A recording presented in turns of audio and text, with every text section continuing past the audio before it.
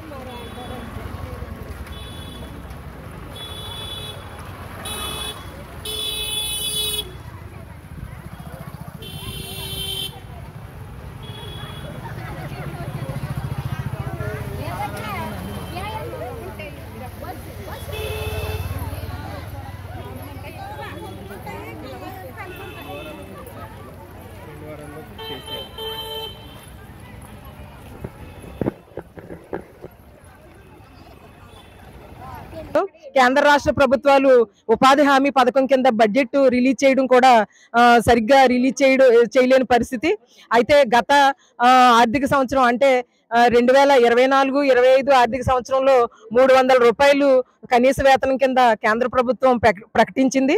అలాగే ఈ సంవత్సరం 25-26 ఆర్థిక సంవత్సరంలో 307 రూపాయలు కనీస వేతనంగా ప్రకటించింది. కానీ ఇక్కడ ఉపాధి కూలీలు గ్రామీణ ప్రాంతాల్లో ఉపాధి కూలీల దగ్గరికి వచ్చేటప్పటికి 266 రూపాయలు కూడా చెల్లించలేని పరిస్థితి. అలాగే 100 రోజులు కూడా పని కల్పించలేని పరిస్థితి. అయితే సంవత్సరానికి 360 రోజులు, 100 రోజులు పని కల్పిస్తే 260 రోజులు ఏం చేయలేని పరిస్థితి. ఇక్కడ గ్రామీణ ప్రాంతాల్లో కూలి పనులు అంటే కోతలు, ఊడుపులు, మిగతా పొలం పనులు లేని పరిస్థితి. అన్ని యాంత్రీకరణ అయిపోయి అన్ని యంత్రాలతో మిషన్ల ద్వారా పని చేయించుకుంటున్నారు. అయితే ఉపాధి హామీ పథక చట్టంలో కనీసం ప్రతి కుటుంబానికి 200 రోజులు పని కల్పించాలి. అలాగే కనీస వేతన చట్టం ప్రకారం అయితే 1948 మినిమం వేజెస్ యాక్ట్ ఏం చెప్తుందంటే కార్మికుడి యొక్క దోపిడీని, పని దోపిడీని, శ్రమ దోపిడీని దోచుకోవద్దని స్పష్టంగా చెప్తుంది. అయితే ప్రస్తుత పరిస్థితుల రీత్యా ప్రతి కుటుంబానికి మినిమం 600 రూపాయలు ఇవ్వాల్సిన పరిస్థితి అయితే ఉంది. అయితే కేంద్ర రాష్ట్ర ప్రభుత్వాలు 307 రూపాయలుగా ప్రకటించడం అనేది కరెక్ట్ కాదు. ఖచ్చితంగా 600 రూపాయలు కనీస వేతనం ఉపాధి కూలీకి ఇవ్వాల్సిందే. అలాగే 200 రోజులు పని కల్పించాల్సిందే. అలాగే పని కల్పించిన ప్రతి వారికి కూడా 15 రోజుల్లోగా కూలి పని ఇవ్వాలి. కానీ వేతనాల కోసం కూడా రోడ్లు ఎక్కాల్సిన పరిస్థితి అయితే ఉంది. అయితే ఖచ్చితంగా 15 రోజుల లోపు కూలీ చెల్లించాలి. ఆ మెకానిజాన్ని కేంద్ర రాష్ట్ర ప్రభుత్వాలు వెంటనే ఏర్పాటు చేయాలి. ప్రతి ఉపాధి హామీ పథకం కూలీకి కూడా తగిన భద్రత ప్రభుత్వం కల్పించాలి. అలాగే వీళ్ళు పనిచేసే చోట అలాగే షెడ్లు లాంటివని, టెంట్లని, అలాగే మంచినీటి వసతిని, అలాగే ఆయాలు, పిల్లలు అంటే చిన్న చిన్న పిల్లలు ఉన్న తల్లులు కూడా ఇందులో పనిచేస్తా ఉన్నారు. ఆయాని ఏర్పాటు చేయాలని చెప్పి తగిన వసతులు కూడా ఉన్నాయి. ఆ వసతులు కూడా ఇప్పుడు వరకు ప్రభుత్వం కల్పించలేని పరిస్థితి.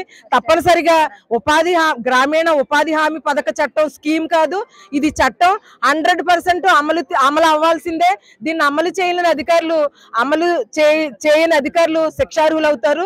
తప్పనిసరిగా కేంద్ర రాష్ట్ర ప్రభుత్వాలు ఈ ఉపాధి హామీ పథకం చట్టంలో మెకానిజం పెంచి తక్షణం చట్టంలో ఏమైతే ఉన్నాయో అవన్నీ కూడా మొత్తం అన్ని అమలు చేయాలని, అలాగే ఉపాధి హామీ పనులు వెంటనే ప్రారంభించాలని చెప్పి నేను దళిత బహుజన మహిళా శక్తి తరఫున డిమాండ్ చేస్తున్నాను.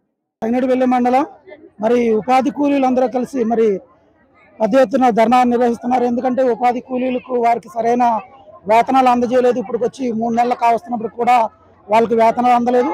అదేవిధంగా వాళ్ళకి చెల్లించవలసిన కనీస వేతనాలు కూడా సరిగా ఇవ్వడం లేదని చెప్పేసి చాలా బాధపడుతూ ఈ రోజున ఎండిఓ గారి ఆఫీస్కి రిప్రజెంటేషన్ ఇవ్వడానికి వచ్చారు.